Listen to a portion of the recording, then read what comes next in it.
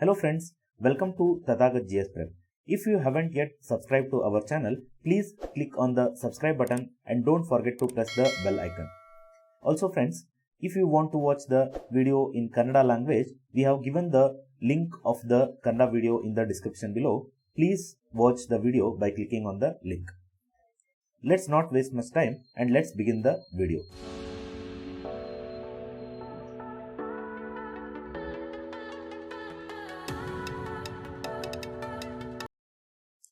Friends, this video is about 1st and 2nd February current affairs. So, let us look at the first question. First question reads, India adopted the Digital Work Plan 2022 along with which bloc?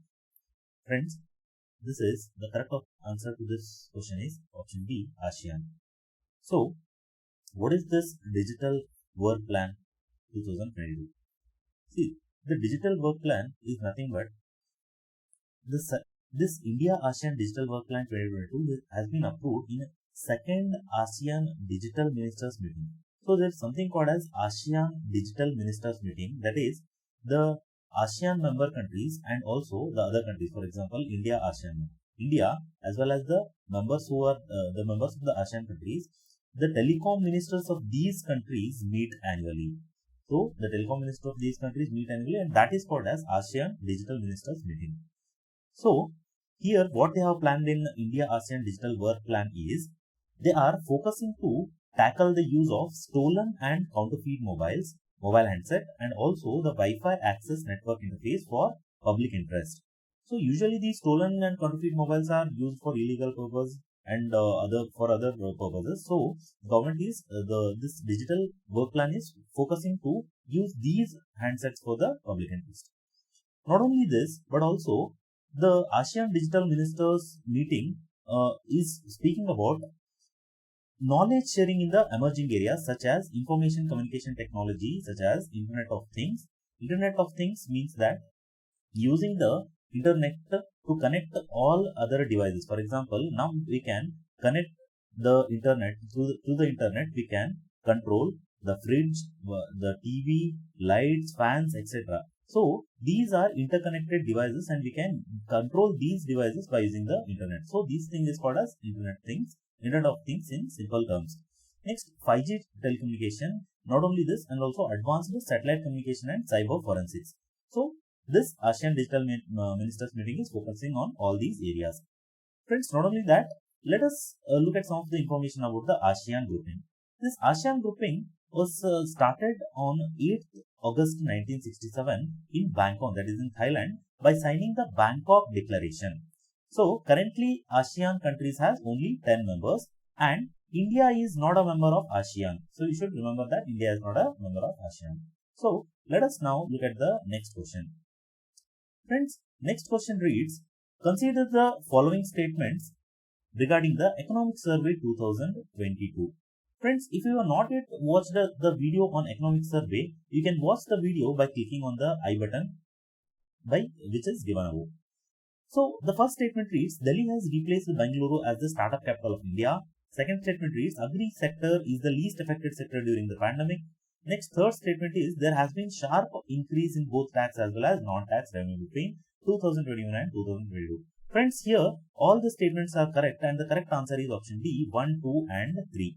So, let us look at the explanation. So, what the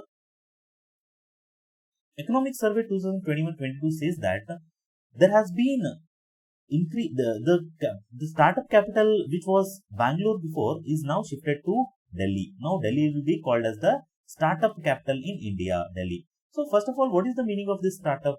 See, the new definition of the startup says that any company which is less than 10 years old, the company should be less than 10 years old and the company's transaction in any of the year should not have crossed 100 crore rupees. That is, the transaction of the company should not cross 100 rupees. It should not be more than 10 years old and this company should be working in some innovative area. And not only this, friends, and this company should be a private limited company or limited liability company. So these companies are called as startups in India. Next, when we look at all the three sectors of the economy, agriculture sector was the least affected sector during the lockdown period, and also not only that, the agriculture has also witnessed a positive growth during this lockdown period. Okay. Now, next, the industrial sector did go through a contraction during the pandemic period, and now it is about 4.1% above the pre-pandemic level. But still, there is a lot of time which is required for the industrial sector to come back on the track. Next, there has been a sharp increase in both tax as well as the non-tax revenue. Friends, in the last budget, that is in 2020, 21-22 budget, it was expected that the taxation revenue tax will be increased by almost 9 to 10%. But now, according to the economic survey, the revenue tax collection has been nearly more than 60%, friends. Okay, so all this and other details are being given in the economic survey video explanation. So let us go to the next question here. So the next question reads, consider the following statements. First statement is the wholesale price index inflation of India is within the targeted tolerance band. The CPI, that is Consumer Price Index inflation, has been a concern. Second statement reads, the central theme of this year's economic survey is agile approach, which is based on the feedback loops and safety net buffers and so on. Here, friends, the first statement is wrong and the second statement is right. Hence, the correct answer is option B, that is only 2. Now, let us look at the explanation. Here, according to the economic survey, the central theme of this year is the theme of this year's economic survey is agile approach. So, what is the meaning of this agile approach? See, the agile approach is based on this is based on the quick economic response. Not only it says that it is not only important for planning for the long term. We should not rely completely on these long term models, but we should change our economic strategy according to the changing circumstances. That is what the agile approach focuses on. Okay, so the economic survey flags inflation as an issue. Here, when we look at the inflation which is given in the economic survey, it says that the CPI inflation, that is Consumer Price Index, so this inflation has come down and it has now reached 5.2%. Friends, in India, we target the inflation based on this Consumer Price Index combined. Okay, Consumer Price Index combined, that is both urban and rural is combined in this. So we target this inflation, and the inflation is targeted at the range 4 plus or minus 2%. This is important, 4 plus or minus 2%.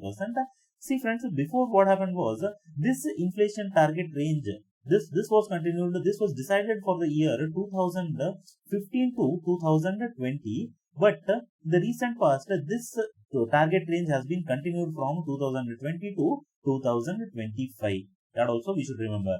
And also, please comment in the comment section that which organization in India maintains or targets this inflation. Okay. Next thing, what it says is, but when we look at the WPI index, that is wholesale price index, in the economic survey they have given that the wholesale price index is increasing. That is, it has reached nearly 11 to 12% in the recent past. So when we look at the CPI and WPI index, the WPI is more than the CPI. Why this has happened is, this has happened because during the lockdown we saw that the industrial sector was completely shut down, but after when the pandemic was opened up, then the wholesale price index started to increase a little bit, and also there is a difference in calculating the CPI and WPI. That is also one of the reason why WPI is more than the CPI. So let us look at the next question, friends. The next question reads, Indians women hockey team won which medal in the Asia Cup 2022? Friends, the Indian women's hockey team has won the bronze medal. That is, it has come at third position. That is third place. Okay. So, what is this Asian game and when Asian hockey game, and where was it conducted? See, friends, it was held from 21 to 28 January 2022 at the Sultan Qaboos Sports Complex, which is in Muscat, that is in Oman, Central Asian country. And originally this game was planned to be held in Bangkok, Thailand, but it was cancelled and it was rescheduled in this Oman, that is in Muscat. And this Women's Hockey Championship is organized by Asian Hockey Federation. This is important. And this was the 10th edition of the games. And friends, in exam they are asking the questions related to these cups. For example, the Aga cup is associated with which of the following sports? So these are some of the cups which are associated with the hockey game. That is Aga Khan Cup, Dhyanchand Trophy, Indira Cup, Modi Cup, Nehru Cup, Rangaswamy Cup, etc. Okay. So let us look at the next question now. So the next question reads, as of 2022, which country is the top steel producer in the world? Friends, the correct answer to this is option B, that is China. So in India, we see that in this map we can see that which state produces the steel, which are the highest steel producing states. So the highest steel producing state in India is Odisha. This is followed by Jharkhand, and at third place there is Chhattisgarh, and at the fourth place there is Karnataka, friends. Okay. And the production of the steel in 2021 in India was nearly 118 million tons. Okay, we are the second largest producer after China in the whole world. And there are three main raw materials which are required for the production of the steel. One is iron ore, second one is coal, and third one is the scrap steel. So iron ore is also abundantly available in India, and also the coal is abundantly available in India. But we don't find the first grade coal in India. That is, we find only bituminous coal in India. Bituminous coal is abundant in India, and also we can find the scrap steel easily. So we are second largest producer of the steel. Friends, here we need to know that what is the difference between the iron and the steel. See, the difference between the iron and steel lies in the percentage of the carbon which the metal is carrying. If the iron contains less than 2% of the carbon, then it is called as steel, whereas if it contains more than 2% of the carbon, then we call it as the iron. So this is the difference, friends. Okay. So let us look at the next question now. So the next question reads, consider the following statements regarding the central bank digital currency. The first statement reads, the central bank digital currency is the same as a fiat currency and is exchangeable one-to-one with the fiat currency. And the second statement reads, digital rupee transaction will be instantaneous as opposed to the current digital payment experience. Friends, here both the statements are correct, but what the question is asking is, the question is asking to choose incorrect statements. So here option D, that is neither one nor two, is the right answer. Okay. So let us look at the CBDC. Okay, that is central bank digital currency. This central bank digital currency will be issued by the RBI using the blockchain technology. This is very important. They may ask by using which technology. This is the blockchain technology. But this will be issued in the next financial year. Next, these central bank digital currencies are a virtual currency. They are not real currency. They are only virtual. That is, they are an online currency or an electric form of fiat currency. Friends, what is the meaning of the fiat currency? Fiat currency is nothing but those currency which is issued by the government. This we call as fiat currency. Now, there is Indian rupee. Okay, Indian rupee note, a 100 rupee Indian note. We can call this 100 rupee Indian note as a fiat currency. This is issued by the government. Even this virtual currency, that is the CBDCs, are also similar to these fiat currencies. But only the difference is that they are in the virtual form, but not in the physical form. It is the same as the fiat currency, and it is also exchangeable one-to-one with the fiat currency. This is also true. And also, the one chief difference will be that the digital rupee transaction will be instantaneous as opposed to the current digital payment experience. Friends, right now we use these digital payments such as the online banking, the mobile banking, phone pay, Paytm, etc. For that digital transactions, we use the internet connectivity and the phone. But when we talk about this CBDC, that is central bank digital currency, the digital rupee transaction will be instantaneous. Now we have to wait. After making the payment, we have to wait for some time, and we have to get the confirmation from the banks, etc. But this will not be the case in the CBDC. Okay. So let us look at the next question now. The next question reads, consider the following statements regarding emergency credit line guarantee scheme. So, emergency credit line guarantee scheme, the first statement reads, this scheme is a demand-driven scheme. Sanctions are made based on the assessment of the borrower's requirement. Second statement is, the loans are fully generated by the government against credit losses. And the third statement is, it offers a 3-year moratorium on the payment of the principal component. Friends, here the first and second statement are right and the third statement is wrong. But the question is asking which of the above statement is incorrect. So you have to read the question carefully before answering. So the correct answer to this question is option, which of the are incorrect? So option B is the right answer. That is 3 only. Okay. So let us look at the some more details about this ECLGS scheme. Okay. So this scheme, friends, this scheme was announced as a part of the Atmanirbhar Bharat package in 2020.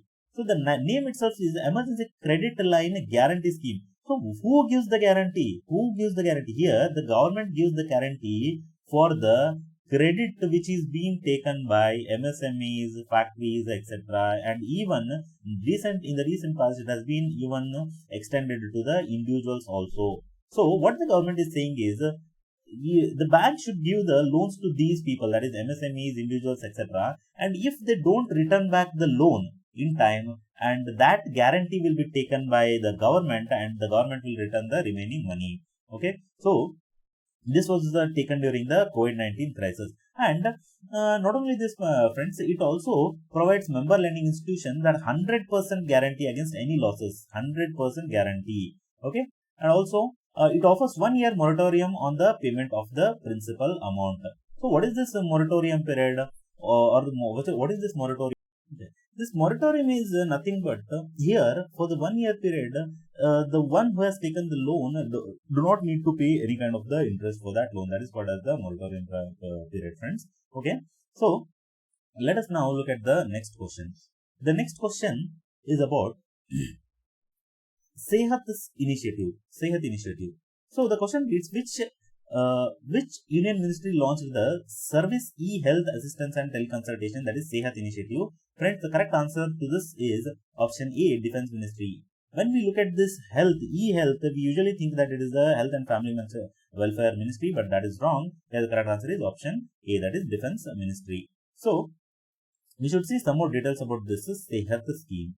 So this Sehat scheme was launched by the Ministry of the Defense in the year 2021. So what is the aim of this scheme? The aim of this scheme is to give the medical consultation services for all entitled armed forces personnel and also their families. Not only the armed force personnel, but also to their families. They cover their families. This was started in the year 2021. But in the recent past, what they have updated in this scheme is they are delivering or self-picking the medicines to the patients who are seeking the consultation. They are delivering the medicines also. That this initiative is started since February 1, 2022. So this is why this scheme is in the news recently. Here, the user do not need to pay any kind of the payment. That is, the user do not pay even 1 rupee, a single paisa from his pocket in this scheme. Okay. So let us look at the next statement. Next question, sorry. Okay.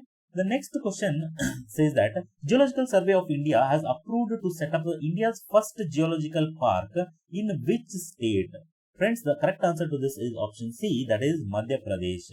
So what is this geopark or geopark? Let us see. The Geological Survey of India has approved to set up India's first geopark at Lamheta village. That is Lamheta village on the banks of river Narmada in Madhya Pradesh. So this geopark is nothing but it is a unified area which aims to protect the geological heritage, friends. Geological heritage in a sustainable way. Just like the wildlife park. In the wildlife park, the main aim is to protect the wildlife. In the same way, in the geopark, the main aim is to protect the geological heritage of that place. So what is the meaning of this geology, the term geology? Geology is nothing but the study of the earth and its structures, friends. The study of earth and its structure. So what is special about this place? That is the place which has been chosen to be saved as the India's first geopark. See, this site is already in the UNESCO Geoheritage tentative list. It has not been declared as the Geoheritage site right now, but it is in the tentative list. They are about to declare this. And this place is special because here several dinosaur fossils have been found in the Narmada River Valley in the Bheda Ghat, Lamheta Ghat area of the Jabalpur. That is why this place is being chosen. Friends, that is all from our side for the February 1 and 2 current affairs. If you like the video, please like and also share with your friends, and don't forget to subscribe to our channel. If you want the same video in Kannada language, we have provided the link in the description. Please go and watch it in Kannada language as well. Thank you.